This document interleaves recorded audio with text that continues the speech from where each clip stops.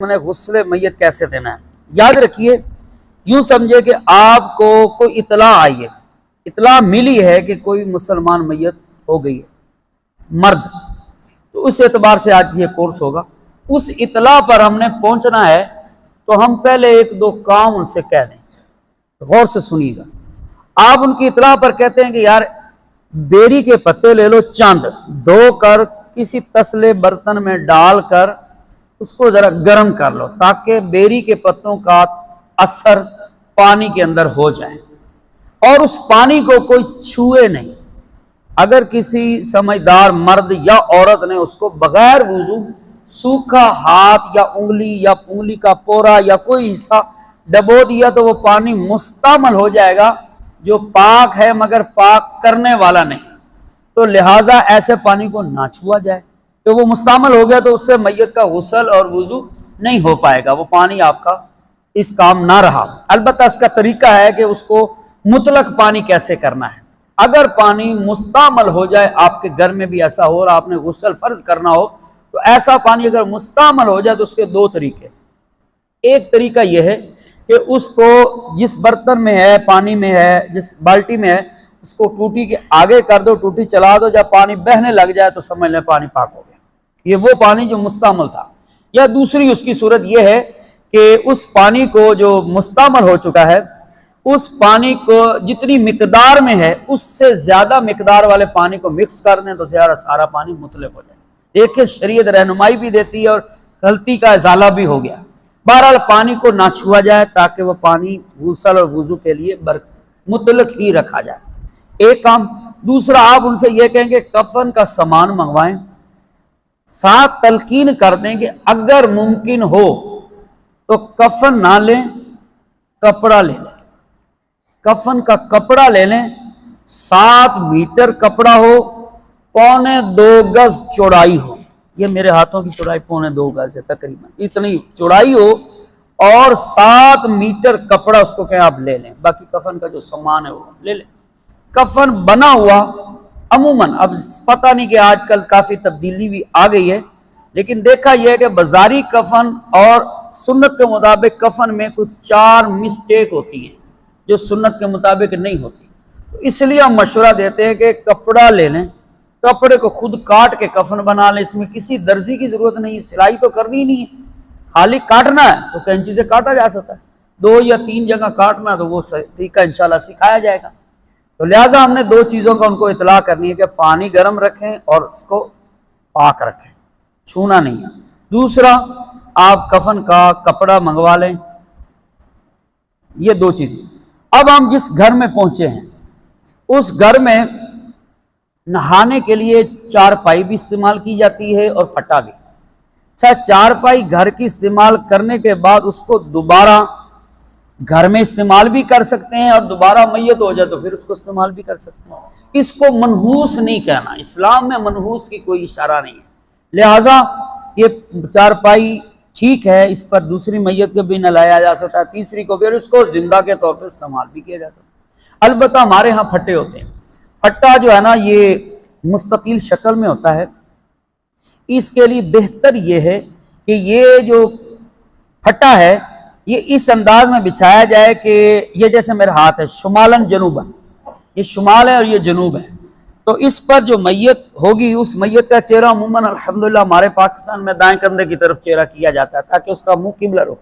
اب اس پہ پڑی چارپائی پر، اس پر میت پڑی ہوئی، اس کا چہرہ قبلے کی طرف ہوگا، تو یہ ایک طریقہ ٹھیک ہے۔ اگر اس گھر کی لوکیشن ایسی ہے، گیلری چھوٹی بڑی ہے، تو پھر جو سہولت ہے وہ کر لیں، سختی پابندی نہیں ہے۔ احتیاط اور اچھا آسن انداز یہ ہے کہ اس پھٹے کو یوں شمالاً جنوباً رکھا جائے اور اس طرح بچھا دیا جائے۔ پھٹا ہم نے رکھ لیا۔ اب یہاں پر ایک احتیاط، بعض علماء کرام یعنی محتاطین علماء کرام نے یہاں احتیاط یہ بتائیے کہ اگر پھٹا آپ کا صحیح صاف ستھرا ہے، کوئی نجاست نظر نہیں آ رہی، تو اس سوکھے کو ہی استعمال کر لیا جائے تاکہ 2 لوٹے 2 بالٹی یا پیپ کے ساتھ اس کو دھونا نہ، یہ اسراف میں آ سکتا ہے، احتیاط ہے۔ بہرحال کوئی دھو بھی لے تو گناہ کی صورت تو نہیں ہوگی، لیکن احتیاط اسی میں ہے کہ نہ دھویا جائے۔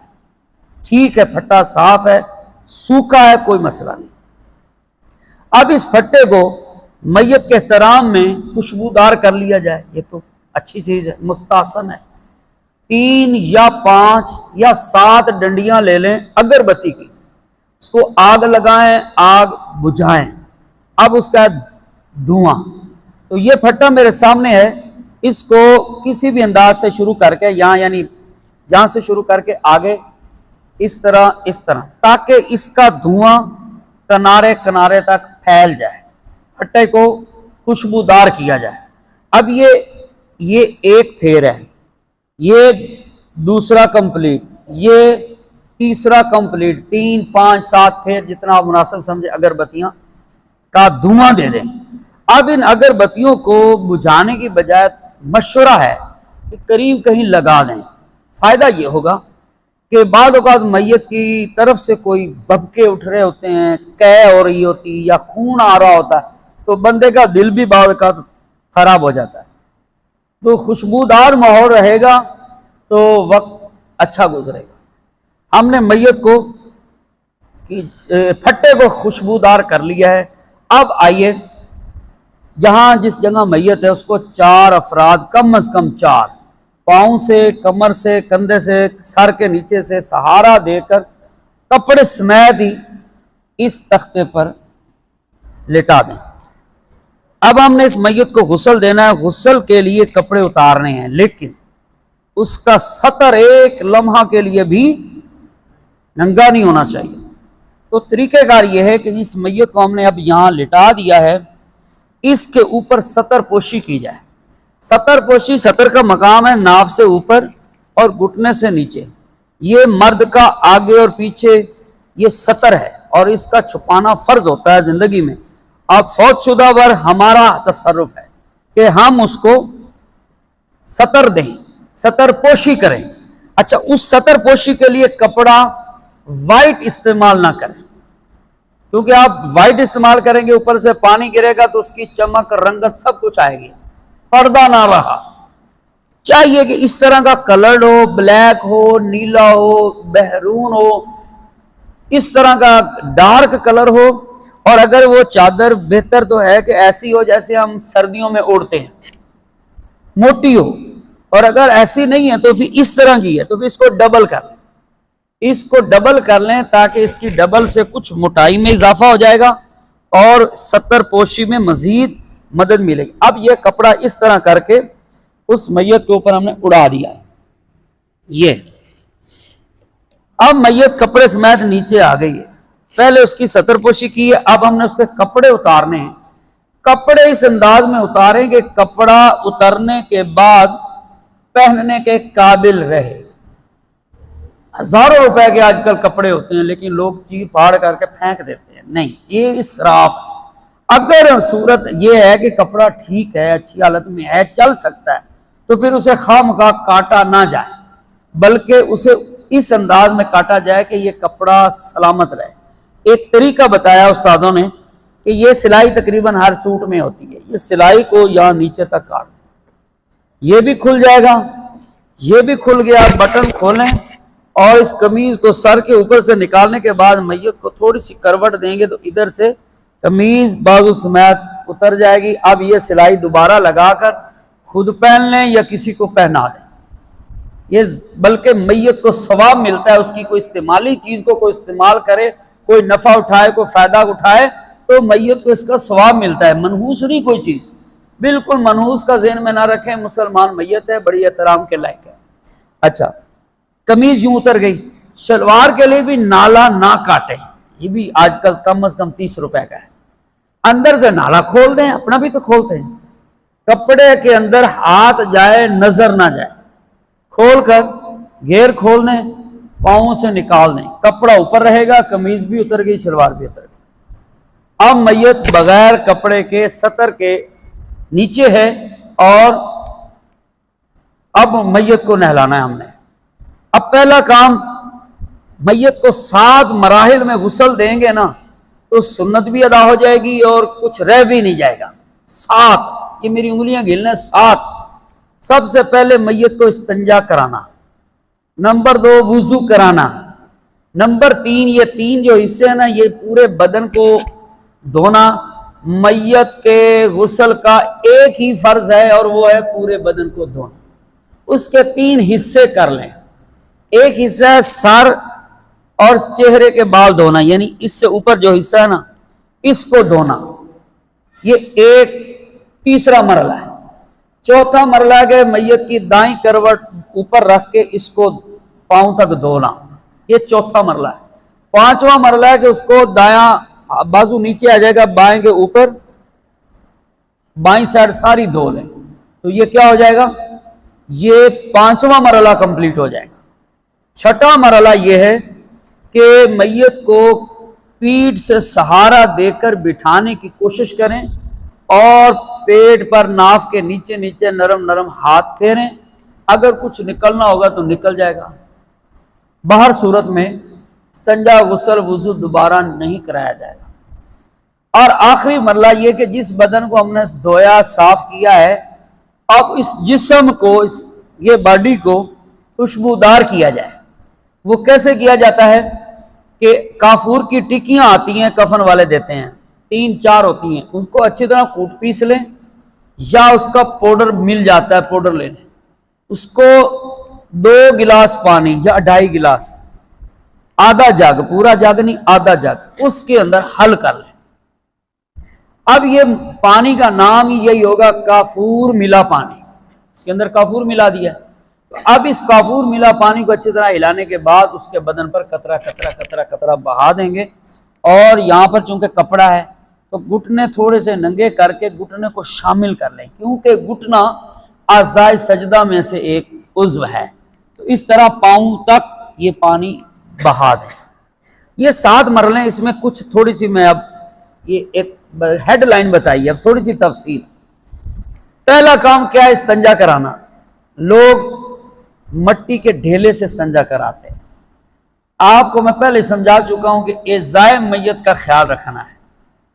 ڈھیلے سے میت کو تکلیف ہوگی یا نہیں ہوگی۔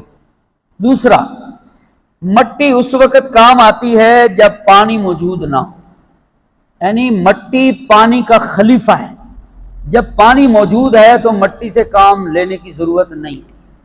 تیسرا، اس میں ایک اور بھی احتیاط ہے کہ عموماً اب بڑی کوٹھی گاڑی والا بندہ ہے اور وہ ڈھیلا کہاں سے لائے گا، کسی کا اٹھائے گا۔ حقوق العباد کے مسائل میں تو صرف اتنا بھی احتیاط ہے کہ حضرت امام اعظم رضی اللہ تعالیٰ عنہ سے جب پھسلن ہوئی تو آپ کے پاؤں سے کچھ کیچڑ اڑ کر دیوار پر گری، آپ نے اس کیچڑ کو اتارنے کی کوشش کی تو کچھ سوکھی مٹی اس دیوار کی بھی اتر گئی، تو آپ نے احتیاطاً اس محلے کے مکان کا دروازہ کھول کر ہاتھ جوڑ کر معافی مانگی، حضور آپ کی مٹی کچھ میں کورید کر ضائع کر بیٹھا ہوں، مجھے معاف کر۔ یہ حقوق العباد ہے۔ تو آپ استنجے کے لیے ڈھیلا لانا کہاں سے ممکن ہے؟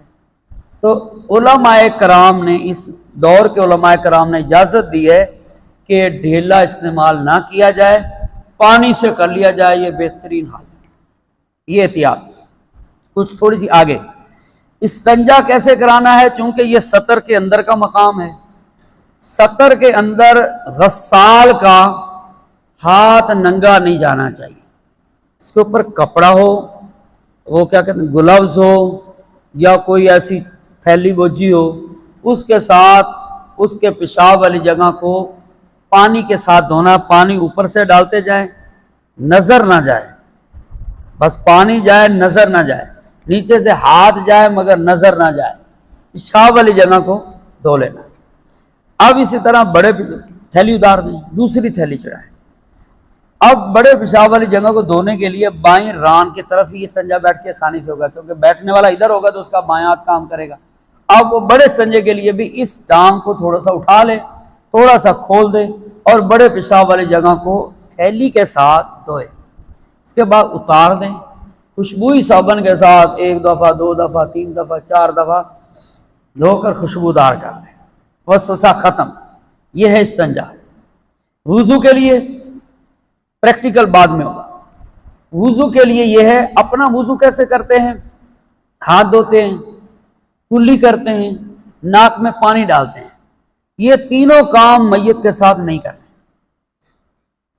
البتہ کلی اور ناک کا مسئلہ جو ہے نا، اس کو روئی، بلکہ روئی بھی گیلی روئی، آپ بتائیں روئی سے گیلی روئی کتنی نرم ہوتی ہے، یہ نرمی چیز استعمال کرنی، اس کے ہونٹوں پہ پھیر دیں، منہ کھولنے کی ضرورت نہیں ہے، ہونٹ کھولنے کی ضرورت نہیں ہے، ہونٹوں پر ایسے لگا دیں اور لگانے کے بعد ضائع کر دیں۔ پھر اس طرح روئی کی بتی بنا کر گیلی روئی کی ناک کے نتھنے کے اندر ایسے گھما کر چھوڑ دیں، 2 دفعہ کر لیں، 3 دفعہ کر لیں، اس سے کوئی فرق نہیں پڑے گا۔ اسی طرح بائیں طرف بھی کر لیں۔ یہ 3 کام نہیں کرنے، یہ 2 کام کرنے اور روئی سے کرنے۔ کلی اندر نہیں پانی جانا، اندر سے باہر نہیں نکالنا، ناک کے اندر نہیں ڈالنا، باہر نہیں نکالنا، روئی سے کام چلانا۔ اب آ جائے میت کے وضو کے۔ ویسے ہمارے بھی 4 ہی فرض ہوتے ہیں، 4 فرض ہوتے ہیں وضو کے۔ پہلا فرض کیا ہوتا ہے؟ چہرہ دھونا، تو اپنے ہاتھ سے چہرہ دھلائیں، چہرہ دھلائیں 1 دفعہ 2 دفعہ 3 دفعہ سنت ادا کریں۔ اب ہمارے ہاتھ اور بازو دونوں اکٹھے ہو جائیں گے، ہاتھ بھی آ گئے بازو بھی آ گئے، اس طرح یہاں سے احتیاط کے ساتھ دھو لیں۔ پھر اسی طریقے سے بائیں ہاتھ کو بھی اچھے طریقے سے احتیاط کے ساتھ دھو لیں، 3 دفعہ دھو لیں۔ تیسرا فرض ہوتا ہے مسح کرنا سر کا، چوتھائی سر کا، ہاتھ گیلے کر کے یہاں سے لے کر یہاں چھوڑ دیں، سر کا ہی کرنا ہے، کانوں کا اور گردن کا تو ویسے ہی سنت ہے، تو لہٰذا سر کا مسح کر کے یہاں پر ہاتھ چھوڑ دیں۔ چوتھا فرض ہے پاؤں دھونا، پہلے دایاں پاؤں اور اس کے اندر بھی انگلیوں کے اندر انگلیاں ڈال کر اچھے طریقے سے جہاں آپ کا اطمینان ہو جائے پاؤں، دائیں پاؤں کو اور بائیں پاؤں کو دھو ڈالیں۔ یہ ہمارے 2 مرحلے ہو گئے، استنجا ہو گیا اور وضو ہو گیا۔ اب یہ سادہ پانی کے ساتھ بھی ہم استنجا وضو کر سکتے ہیں، مگر مستعمل نہ ہو۔ مستعمل سے ویسے علماء کرام سے میں نے سنا ہے گھر میں بھی اگر پانی ٹپ کے اندر مستعمل ہو جائے تو اس سے استنجا جائز ہے، البتہ وضو نہیں، غسل فرض نہیں۔ تو لہٰذا میت کے لیے تو غسل اور وضو کا مسئلہ ہے، تو لہٰذا ہم نے وہ پانی استعمال کر سکتے ہیں جو نارمل ہو اور ٹوٹی سے بھی ہو، ضائع بھی نہ ہو اور پوری مقدار کے اندر وضو اور استنجا کمپلیٹ ہو جائے۔ اب اگلا جو مرحلہ ہے نا جسم کو دھونے والا، اس کے لیے میں نے بیری کے پتوں کا آپ کو ذکر کیا تھا۔ بیری کے پتوں کے 4 فائدے۔ نمبر 1، پیارے آقا صلی اللہ تعالی وسلم کو پسند ہے، آپ نے اپنی شہزادی رقیہ کے لیے فرمایا تھا کہ اے عورتوں، میری شہزادی کو بیری کے پتوں کے ابلے ہوئے پانی سے کیا کہتے ہیں بائل کر کے، گرم کر کے، اس سے جوش دے کے اس پانی سے میری بیٹی کو غسل دو۔ اس کا مطلب آپ کی پسند ہوگی۔ ایک دوسرا، لوگ بتاتے ہیں کہ اس سے جسم میں خوشبو آتی ہے۔ تیسرا یہ بھی فائدہ ہے کہ اس سے جسم سافٹ رہتا ہے۔ چوتھا فائدہ یہ بھی ہے کہ یہ میل کو اتار دیتا ہے۔ تو لہٰذا بیری کے پتے والا اتنا معقول مقدار میں پانی ابال کے رکھ لیجئے جو آپ کو میت کے ان 3 کاموں کے لیے کافی ہو۔ 3 کام کون سے؟ یہ حصہ، دائیں کروٹ اور بائیں کروٹ۔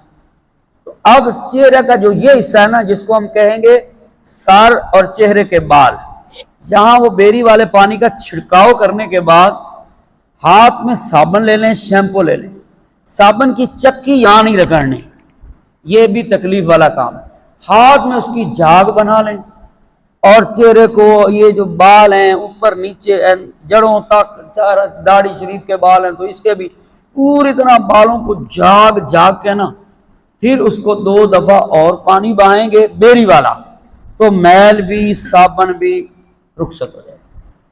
اب یہ ہو گیا 3 مرحلے، استنجا ہو گیا، وضو ہو گیا اور سر اور چہرے کے بال ہو گیا۔ چوتھا مرحلہ یہ ہے کہ 2-3 افراد مل کر میت کو کروٹ دیں، پاسے پر دیں، تو اس کا یہ ہاتھ نیچے آ جائے، دایاں اوپر آ جائے۔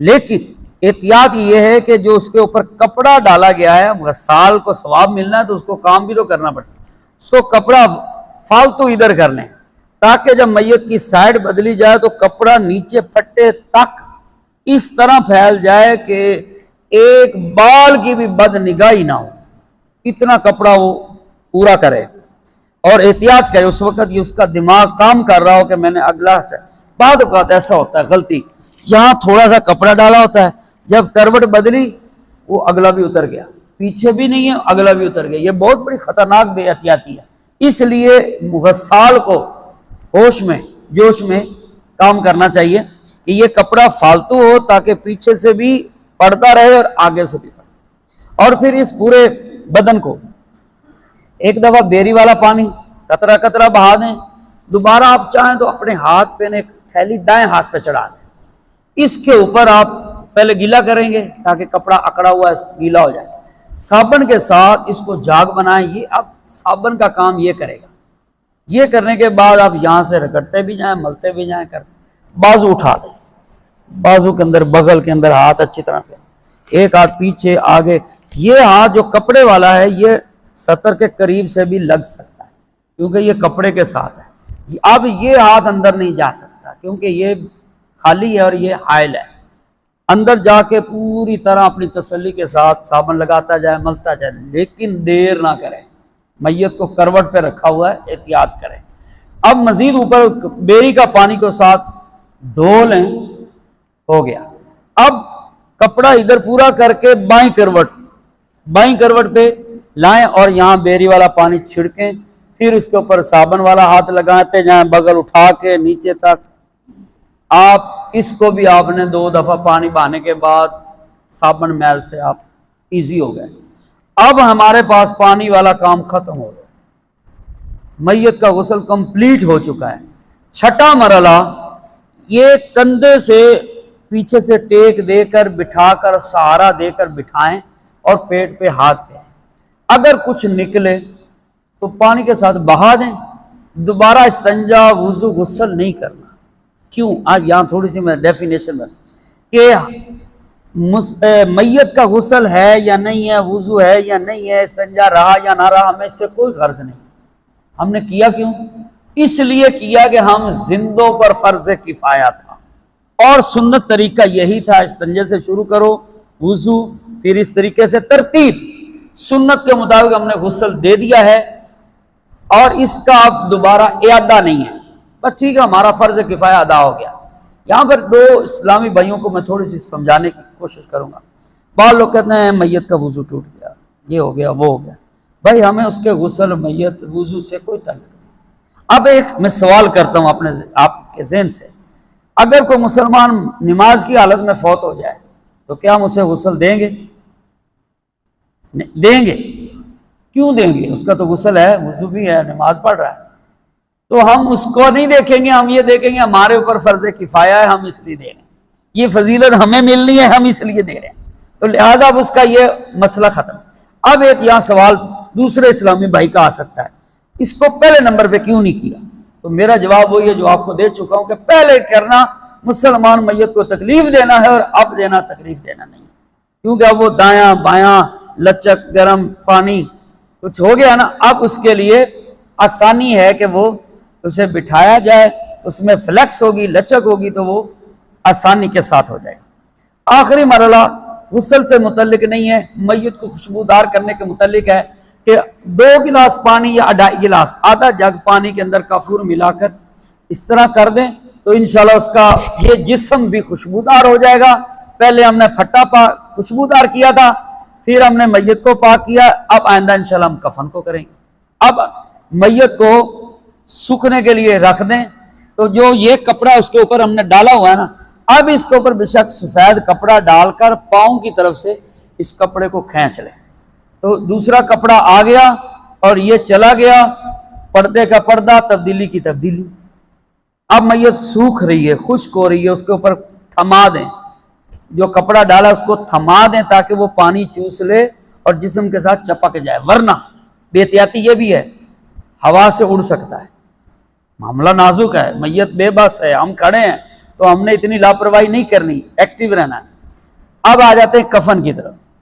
7 میٹر کپڑا لیا ہم نے، میت یہ ہے تو اس کے 3 کپڑے ہیں میت کے، کفن کے۔ کفن ایک ایسا لباس ہے جو میت کو پہنایا جاتا ہے، یہ 3 پیس ہوتا ہے، 3 پیس، 3 ٹکڑے ہوتے ہیں۔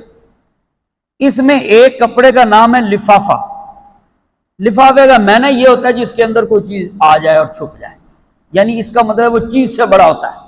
اور دوسرا ہے تہہ بند، جس کی پوری تہ میں میت بند ہو جائے. اور تیسرا ہے کفنی.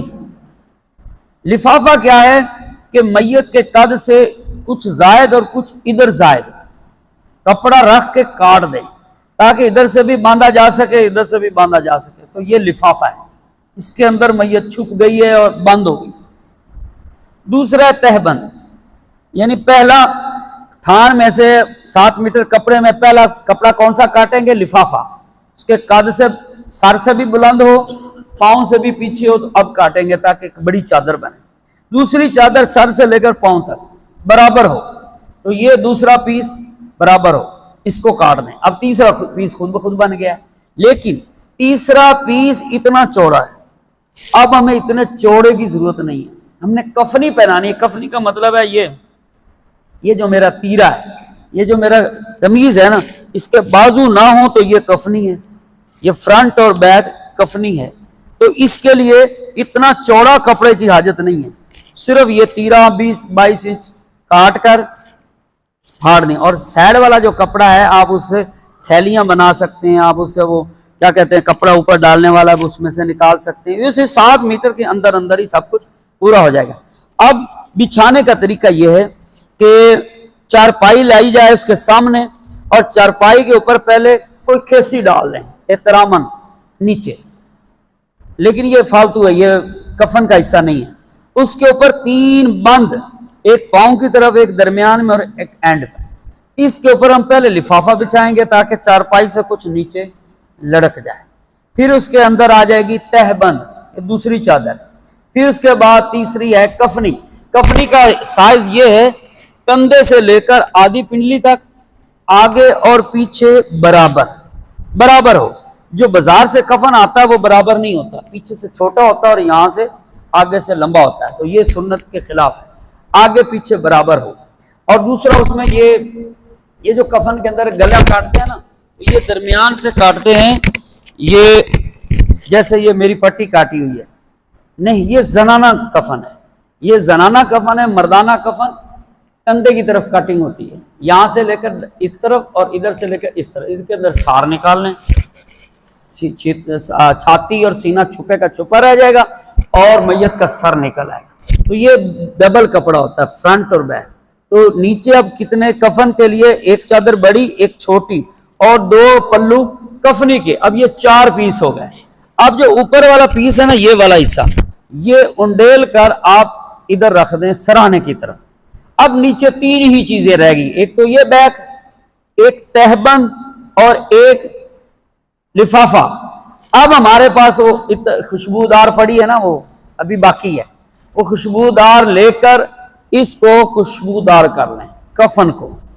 اب یہ کفن خوشبودار ہو گیا، کفن کو بھی خوشبودار کر لیا، بندے کو بھی کر لیا اور پھٹے کو بھی کر لیا. یہ احترام ہے، یہ مسلمان کا احترام. ہم نے کفن کو کرنے کے بعد اب 4 یا 5 افراد ہمت کر کے پھٹے پر بھلے پاؤں رکھیں، جوتا نہ رکھیں، پاؤں رکھتے ہوئے اسے احتیاط سے چارپائی کے اندر لٹا دیں. جو ہی آپ نے لٹایا، ادھر سے والا کپڑا سر کے اندر سے نکال کر آپ گھٹنے تک لے گئے. تو اب نیچے سے وہ کپڑا کھینچ رہے کیونکہ وہ چوتھا پیس ہے. چوتھا پیس نہیں جانا چاہیے، اسراف سے بچنا ہے. چوتھا پیس نکل گیا. اب میت کفنی کے اندر ہے. آئیے ایک احسان کیجیے، دائیں ہاتھ کی انگلی شہادت یا اس کے ماتھے پہ لکھ دیں بسم اللہ الرحمن الرحیم. کس سے لکھیں گے؟ انگلی سے. نظر آئے گا؟ ہمیں نظر آنے کی حاجت بھی نہیں.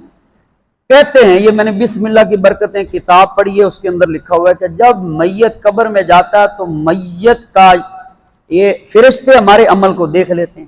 یہ اس بندے کی پیشانی کی بسم اللہ پڑھ کر کہتے ہیں تو بچ گیا.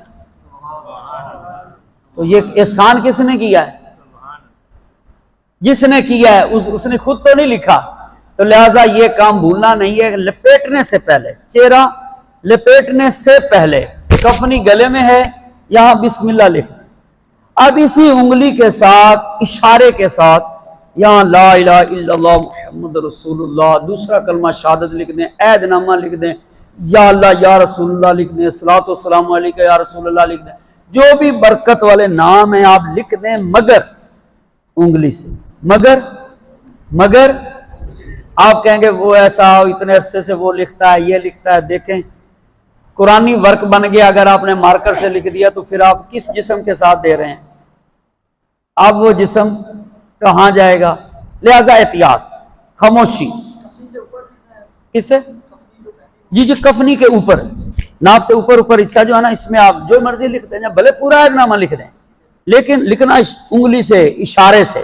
آپ بتائیں جب اشارے سے ماتھے پہ لکھا کام آیا ہے تو یہ بھی آئے گا اور بے ادبی سے بھی بچائے گا۔ تو یہ ہے ہماری چند احتیاطیں۔ اب 2-3 احتیاطیں میرے ذہن میں اور ہیں۔ میت کو سرما نہیں لگانا، یہ زندہ بندے کی زینت بھی ہوتی ہے اور آنکھوں کی بینائی بھی ہوتی ہے، میت کے لیے دونوں کام نہیں ہے، نہ اس کی زینت ہے نہ اس کی بینائی کا مسئلہ ہے۔ دوسرا، ناخن کوئی نہیں کاٹنا، کوئی بال جسم سے جدا نہیں کرنا، بالکل یہ اسی کا حصہ اسی کے ساتھ۔